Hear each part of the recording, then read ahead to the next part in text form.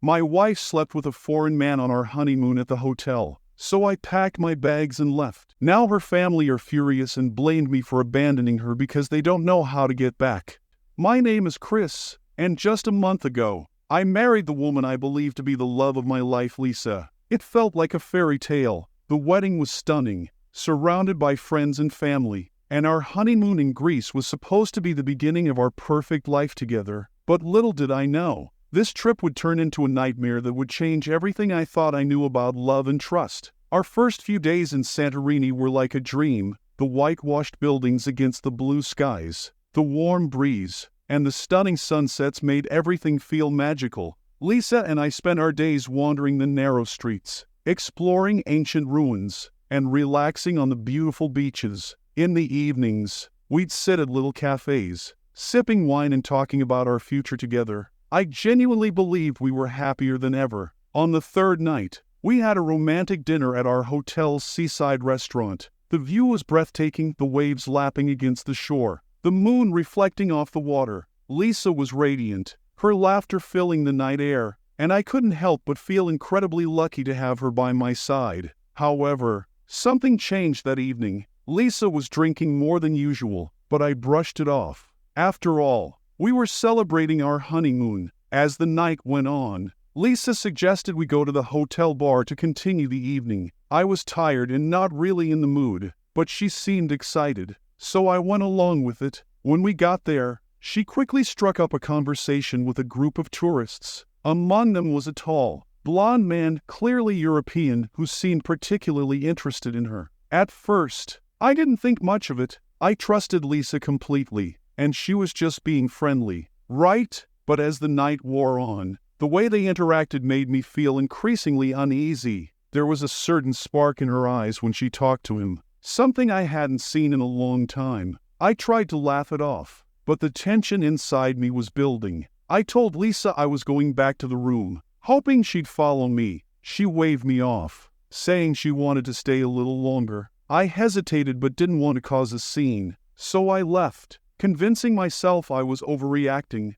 I lay in bed waiting for her to come back, but as the hours passed, a gnawing feeling of dread took hold of me. I couldn't sleep. Something was wrong. My heart pounded in my chest as I got up and went looking for her. I went back to the bar, nothing. I checked the pool, the beach, still nothing. Finally, I went to one of the terraces where the hotel overlooked the sea, and there they were, Lisa and the blonde man, locked in a passionate embrace. They were kissing as if I didn't even exist, as if our vows, our marriage, meant nothing. I felt like I'd been punched in the stomach. My hands shook with anger and betrayal as I stormed over to them. "What the hell is going on here?" I shouted, my voice shaking. Lisa jerked away from him, her face pale as if she had just been caught in a lie. She stammered, "Chris, it's not what you think. I was just drunk. I didn't mean for any of this to happen." But her words felt hollow. I could see the guilt in her eyes, and the blonde guy just stood there,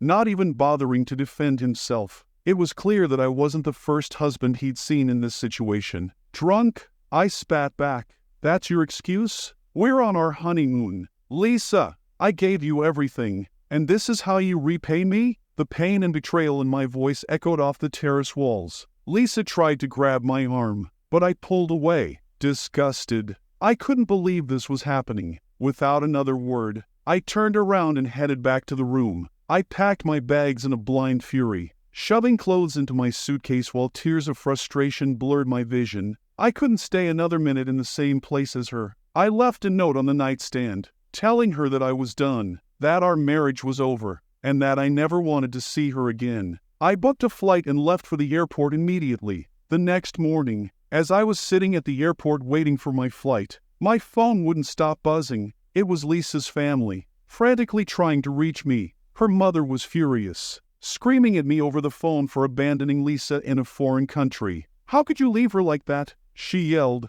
"You're her husband. You should have been there for her, no matter what." The guilt started creeping in, but I wasn't about to let them make me the villain in this. I calmly explained what had happened, how I found their precious daughter with another man on our honeymoon, but they didn't want to hear it. They kept blaming me, saying I should have handled the situation better, that I shouldn't have left her stranded. But how could I stay? How could I stay after what she did? I turned off my phone and sat there, exhausted and emotionally drained. I had no more energy for arguments or explanations. I knew deep down that leaving was the only choice I had. I needed to protect myself, to get out of that toxic situation before it consumed me completely. When I got home, Lisa's family kept calling, demanding that I pay for her return flight. Apparently, Lisa didn't have enough money to fly back on her own. The irony of it all hit me. She was stuck in Greece because of her own selfish choices, and now her family was looking to me to bail her out.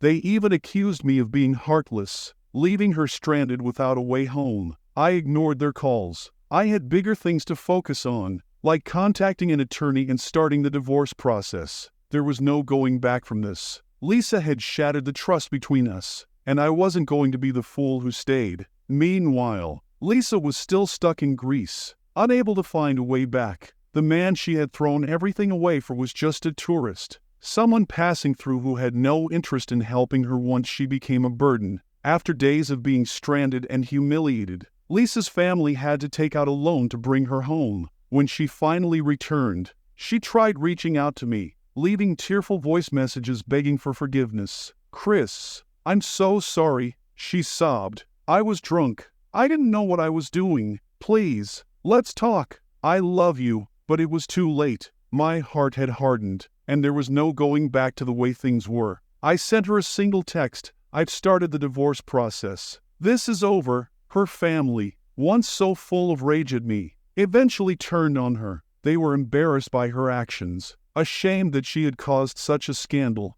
The life she thought she had was gone, and the people who had once defended her no longer wanted anything to do with her mess. As for me, I learned the hard way that love isn't just about passion and excitement, it's about trust, loyalty, and respect. The betrayal Lisa inflicted on me cut deep, but I came out stronger for it. I moved on, rebuilt my life, and promised myself that I would never settle for anything less than the love and trust one truly deserved.